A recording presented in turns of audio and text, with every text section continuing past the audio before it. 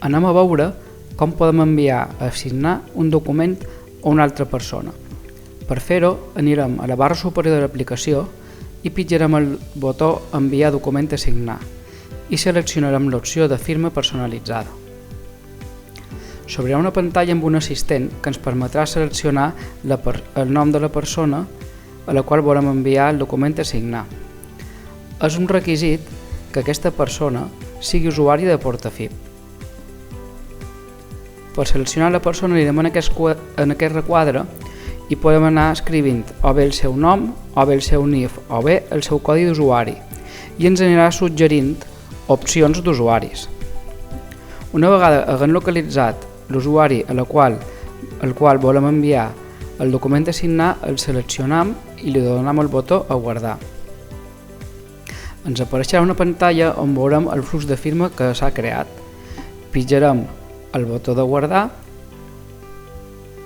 i a continuació confirmarem el flux de firma, donant o fent clic al botó de continuar.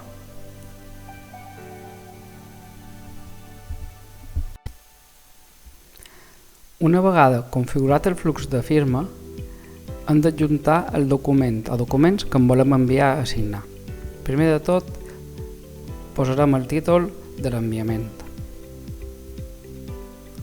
A continuació, seleccionarem el tipus de document que estem enviant a signar.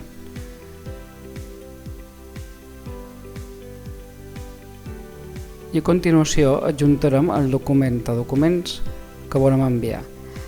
Se pot fer de dues formes.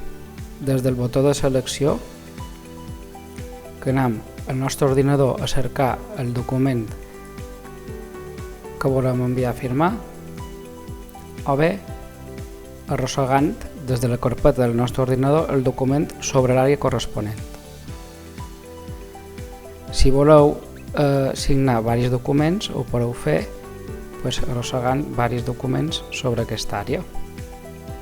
O bé, des del selector, també seleccionant diversos documents per signar.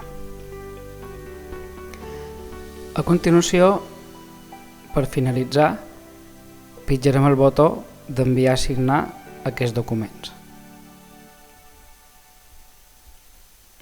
Per cada un dels documents enviats es genera una petició de firma.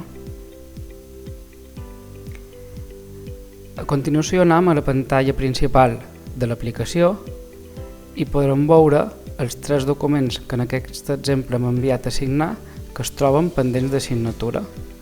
En aquest moment, l'acció que podríem fer seria consultar l'estat de la signatura per veure de quins signants està pendent el document. Això es faria a través d'aquesta opció del botó d'accions. Una vegada que el signant o signants han signat els documents, veurem que l'estat de l'enviament canviarà i apareixerà aquesta icona verd que significa que el document ja està signat. Ara, si anem al botó d'accions, podrem o bé enviar el document per correu a una altra persona o bé descarregar-nos el document signat. Per no haver d'estar pendents de quan ha signat una persona un document, Enviafib ens avisarà per correu a la nostra bústia enviant aquests correus que indiquen que la petició està finalitzada i on ens podrem descarregar també des del mateix correu el document signat.